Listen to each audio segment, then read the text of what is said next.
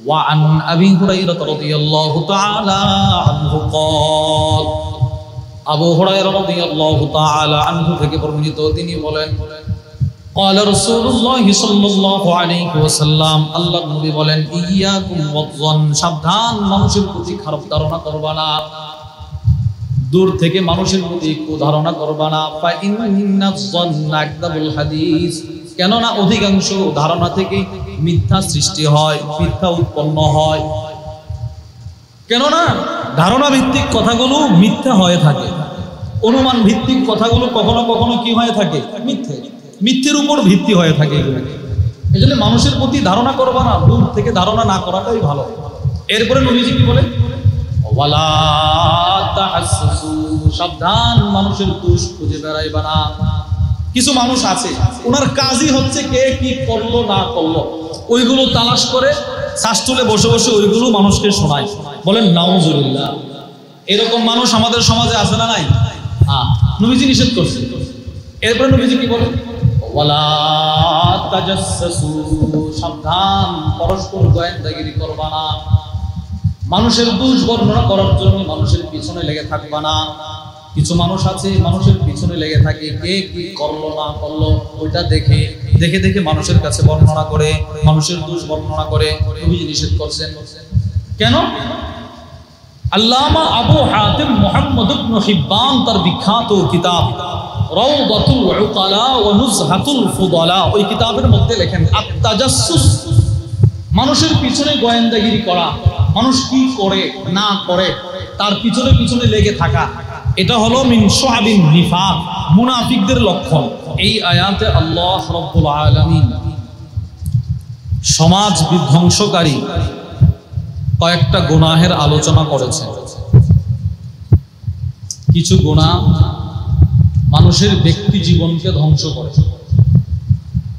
কিছু গুনাহ মানুষের পারিবারিক জীবন ব্যক্তি জীবন উভয়টাকে ধ্বংস করে আর কিছু গুনাহ আছে যেগুলো পুরো সমাজকে নষ্ট করে ধ্বংস করে বিশৃঙ্খলা সৃষ্টি করে সেই গুনাহগুলোর মধ্যে একটি হচ্ছে পরস্পর একজন আরেকজনের দোষ চর্চা করা গীবত করা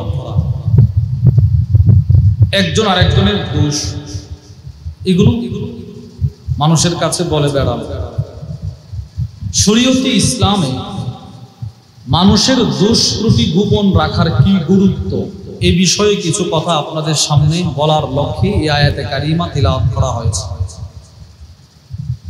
আসলে আমাদের প্রত্যেকটা মানুষের উচিত যে একজন আরেকজনের মধ্যে যে গুণগুলো আছে সেগুলো তালাশ করা সেগুলো দেখা দোষ তালাশ না করা আমাদের জামিয়া রশিদিয়া ফেনীর হযরত ওয়ালা আল্লামা মুফতি শহীদুল্লাহ হাফিজাহুল্লাহ হযরত বলেন ওই মানুষটাই গুণী যে অপরের ভেতরে শুধু গুণ দেখে গুণ আমি কখন গুণী হব কখন দোষী হব এটা বুঝবো কিভাবে আমি যখন একটা মানুষের ভিতরে শুধু গুণ দেখবো গুণ তখন আমি গুণী আর যখন আমি শুধু মানুষের ভিতরে দোষ খুঁজবো দোষ তখন আমি নিজে দোষী বলেন অপরের মধ্যে গুণ খুঁজলে আমি কি গুণী আর অপরের মধ্যে দোষ তালাশ করলে আমি কি দোষী এজন্য আমাদের ফাতোয়া বিভাগের একটা কিতাব আছে মুকদ্দিমা রাদ্দুল মুখতার আলা দুরবিল মুখতার তানবীরুল আবসারের শরাহ ওইটার ভূমিকার মধ্যে একটা ছোট্ট গুরুত্বপূর্ণ কথা আছে সেটি কি আল মুনসিফ পৃথিবীর মধ্যে ইনসাফগার ওই মানুষটা মানি গুতাফারা কালিলা খাতাইল মারই ফি কাসীরি সাওয়াবি যে মানুষটা অপর মানুষের অল্প দোষ ত্রুটিকে ওই মানুষের গুণ দিয়ে ঢেকে ফেলে একটা মানুষের ভিতরে দোষও থাকে গুণও থাকে থাকে না বলেন তো যার ভিতরে দোষ আছে তার ভিতরে গুণও আছে তো তার দোষগুলো তার গুণ দিয়ে যে ঢেকে ফেললো সে হলো ইনসাফগার সুবহানাল্লাহ বলেন সে কি ইনসাফগার এই জন্য মানুষের দোষ বর্ণনা করা থেকে নিজেকে বিরত রাখা মানুষের দোষ বর্ণনা না করা এটাকে আরবিতে বলা হয় সাতরুন বলেন কি বলা হয় চিন্তা জবর সাত রা দুই পেশ রুন সাতরুন বলেন সবাই বলেন কি বলা হয় ছাত্রুন। ছাত্রুন শব্দের অর্থ হলো ফাতহুল কবিয়্যিল মাতিন। একটা কিতাব আছে, ওই কিতাবের মধ্যে এসেছে ইখফাউল উয়ুব, দোষ ত্রুটি গোপন রাখা, ছাত্রুন বলা হয়। অপরদিকে মাওসুআতু নাদরাতিন নাঈম ফি মাকারিমি আখলাকির রাসূলিল কারীম, ওই কিতাবের মধ্যে এসেছে তাওকিয়াতু উয়ুবিল মুসলিম।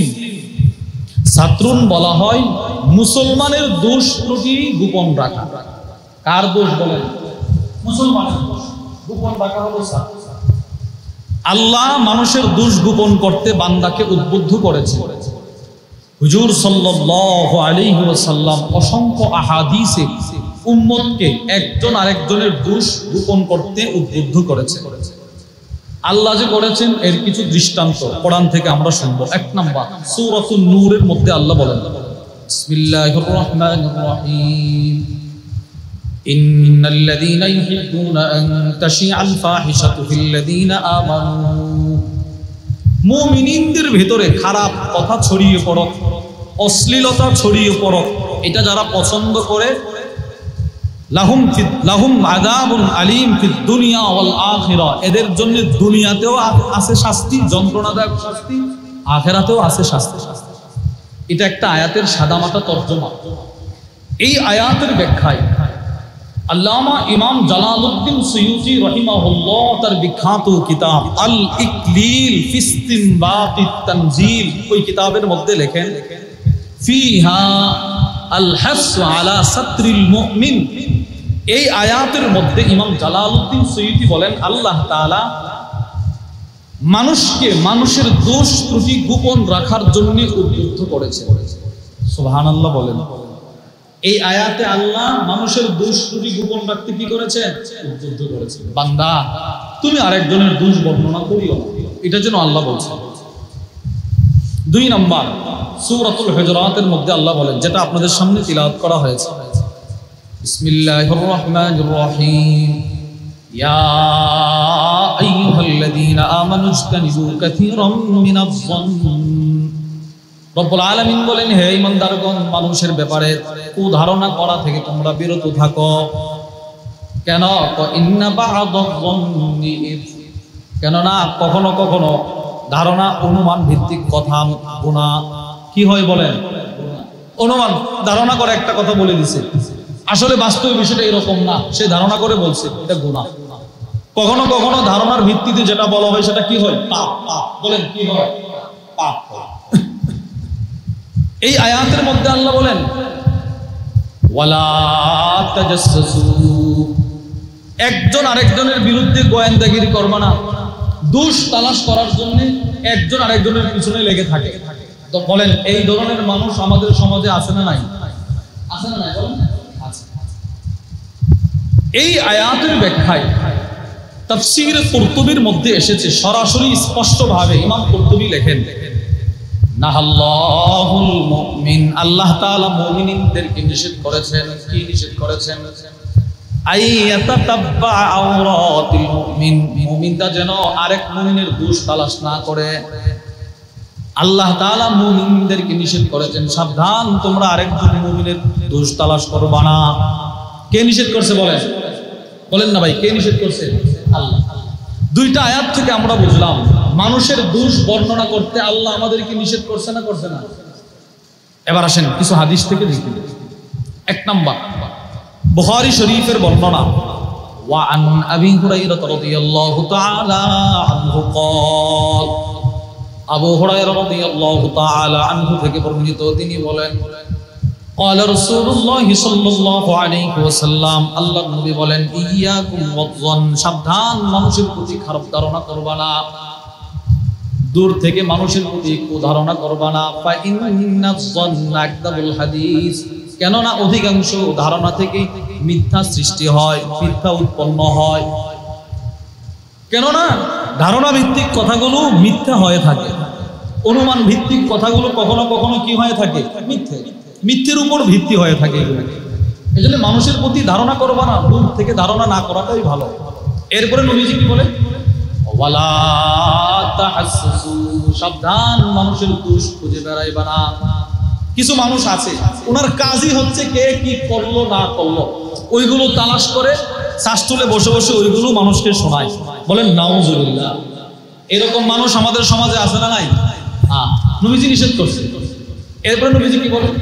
ওয়ালা তাজাসসু, সাবধান, পরস্পর গোয়েন্দাগিরি করবা না।